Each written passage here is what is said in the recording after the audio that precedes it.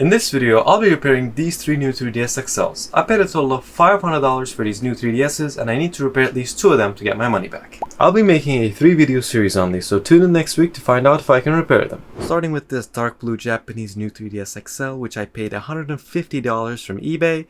I can see that it's in really rough condition physically. The top and bottom shell definitely have some issues, but before we check the physical condition, let's turn on the console to see if it works. Let's power it on. Get the power button. Now let's see. I do see some issues on the top screen on the left side. We have light. Yeah, it does turn on, but I can see the top screen visually. It has a lot of blackened spots around it. Let me see. Yeah, it's on the inside of that lens. It seems to have leaked around the sides of the screen. I can see a lot of blackened areas on the side, which definitely needs this top screen need to be replaced. I want to check out the buttons. The joystick also seems to be working fine. Also, let's test out the charge port, see if it's holding a charge. Need that orange light. Yep, you see the orange light, that's great. And let's put in a DS cartridge to test the game slot, which seems to be working, that's great. I think our only issue on this console is the shell and the top screen itself, so we need to replace those. So these are the parts that we need to use. So we have our top screen, our inner shell and screen lens, and our outer shells. I will start by opening up this console by unscrewing this back cover, and I can see it's really disgusting, so we definitely need to replace this. I will disconnect the stylus. I don't think it's an original one, so that's not good, but we do have an original 4GB SD card. Let me pick it up. Again, we have a battery. It's a bit buffed up, but I don't think it's going to be an issue. And I'll remove this plate, which I need to disconnect the LNR cables. Yep. It's really disgusting, and we definitely need to replace this plate as well. Inspecting the console, I can see there's some debris. I mean, this thing is really disgusting, so we really need to replace the shell. But before that, I want to disconnect the LNR cables from these so we can replace this plate. Looking at this plate, I can see it's in really bad shape. I mean, there's a lot of scratches over here. I mean, I don't know if you guys can see it on camera, but this definitely needs to be replaced. And to access the bottom screen, we need to disconnect the power board, motherboard, game slot, and the joystick slot. So I've disconnected everything, and we can now flip up the motherboard. So I need to disconnect the top screen cable and the speaker cable. So taking a look at this motherboard, I can see it's in really good condition. I mean, no liquid damage or any sockets that are broken off, so we're really lucky that the motherboard is in good condition. And I will continue on by removing all the buttons. Oh, you can see that's disgusting. So I will remove all these. I will remove the bottom screen, which is attached to the inner plate by some double-sided tape. I can see the digitizer is in really good condition. Bit dirty, so I'll clean it off with some alcohol. But before that, to access the top screen, we need to remove these 4 screw covers from this plate. I will be using my very sharp tweezers to get under the covers and unscrew them. So there's 4 screws in total, and I'll unscrew them like this. With all the screws removed, I can now remove the top plate. We do that by pushing up on this plate like this, and we can just pull it out like this. It's pretty easy. Now looking at this plate, I can see it's in really bad condition. Some of the paint in here is coming off, and it's in really scratchy shape. I mean, this is in terrible condition, so we really need to replace this. So before I remove the top screen, I need to remove the hinge pin first. So I do that by getting a dental pick and pushing the hinge back through that gap over there. So you gotta push it all the way in. I think I got it, and I can now pull it up. Yep, there we go. So I push that in further. I can now separate the inner frame from the top frame, so I need to align these cables to that gap and pull the frame out. Yep, it's that easy.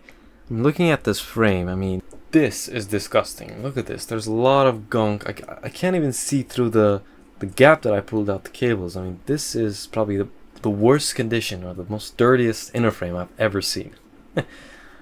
Now moving on to disassembling the top screen. So I need to take the top screen, the camera, and the speaker cable and roll those ribbon cables through the hinge. But before that, I want to take out this Wi-Fi cable so we have a more clear path so we can remove it.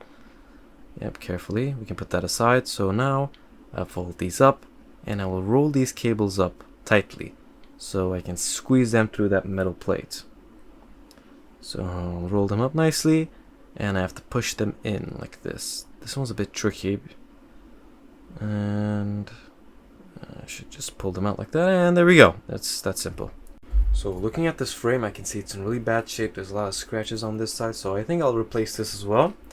And I have a replacement top screen here, so let's install this. Now that I've taken out my top screen, we now need to install the speaker cable. So we need to install the 3D controls from the top screen onto the speaker cable. And I'm going to add the camera here, right above the speaker cable. Then I'm going to start by rolling these cables up nicely and insert them through the hinge that we initially taken them out of. And I'll just push them in like this. So what I'm going to do here is I'm going to push them in a little bit more. Then I'm going to take my tweezers, but I'm not going to use my sharp tip tweezers. So I'll be using these blunt tip tweezers to pull out the cables. So if I use that pointy one, there might be a slight chance that I scar those cables. Let's be honest, nobody wants. So this is the most ideal option. So I will take these tweezers and I'm just going to slowly pull these cables out of that part. So this is the part where most people, break their consoles when they're trying to fix them. After a while, I'm just going to pull them out with my fingers, and there we go.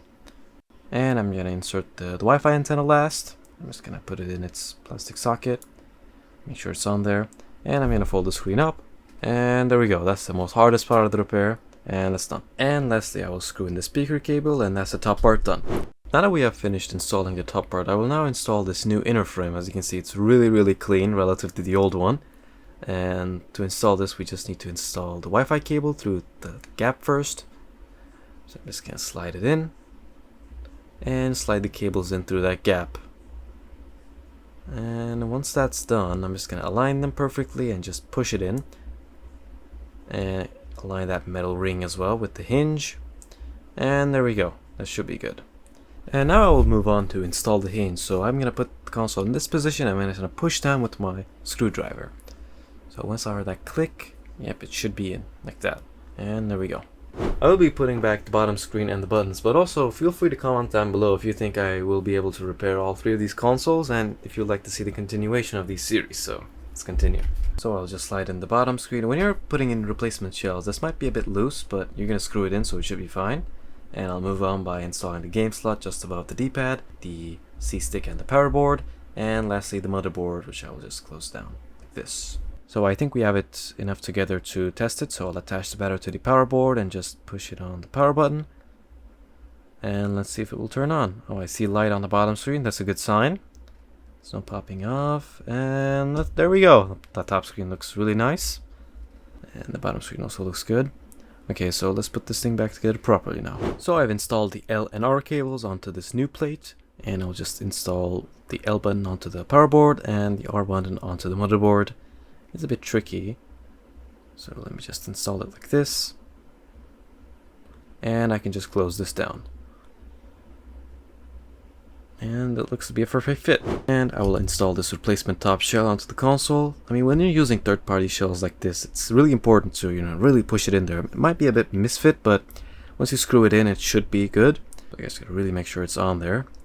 Push it up. You just gotta put in a bit of force to this one. And that seems to be good. And now I'll install the screen lens really quickly without putting any dust in there. And let's perfectly align it like that. And there we go. Install the brand new screen lens as well. I decided to change the screen lens because it was a bit scratchy, so this should be perfect. And lastly, I will be installing the back plate, so I need to install the battery, the SD card, and our stylus. So I've installed the backplate. Like I said, these third-party parts tend to be a bit like a misfit, so you gotta make sure it's really in there. So now let's peel everything off.